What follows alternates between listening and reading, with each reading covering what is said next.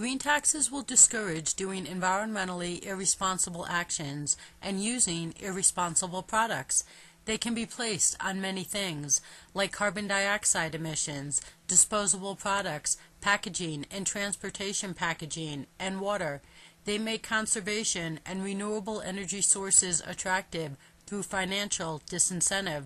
Problem today is environmentally illiterate governments of all levels only know to think of clean energy as environmental. They don't know what green taxes are or why they would implement them.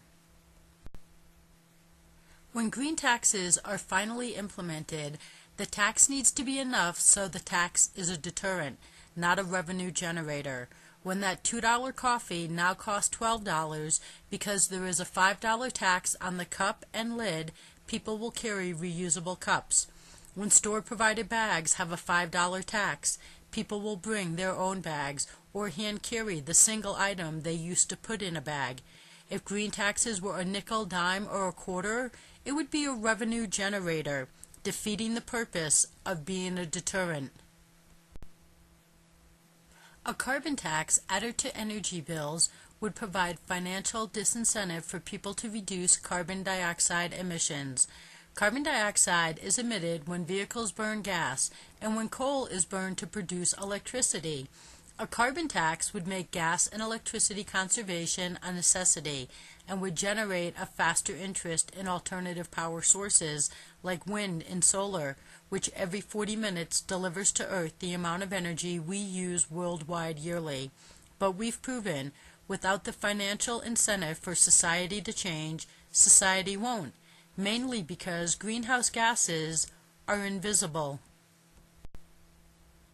Putting a green tax on disposable products is essential. Taxing disposable cups and lids, $5 each, makes reusable cups financially attractive. Today, an ice cream in a cone costs the same as in a disposable cup, but when there is a $5 green tax on the disposable cup and spoon, it makes that $3 ice cream $13, while the ice cream cone still costs $3, making it a financial decision that promotes responsible actions. For all today's We're Green talk, one of today's most abusive products continues to get more abusive. When they say improved, it may not be referring to the product, but rather the packaging. But implementing green taxes on packaging will have consumers wanting less packaging. Today, packaging constantly improves by size and layers. We're so worried our cookies might be crumbled that we are potentially conveniencing ourselves into a shattered environment. Although green taxes would be applied as a deterrent, green taxes will generate government revenue. The revenue could fund hazardous waste collection days, convert public buildings to responsible technologies, improve mass transportation, or help pay for the damages from natural disasters that experts say global warming created, like hurricanes and floods. Green taxes will minimize irresponsible actions and give governments revenue to make responsible upgrades. If properly implemented, green taxes would produce responsible habits and less negative environmental results. Bottom line is, when governments, businesses, and households are faced with a financial decision, they will choose the best financial option.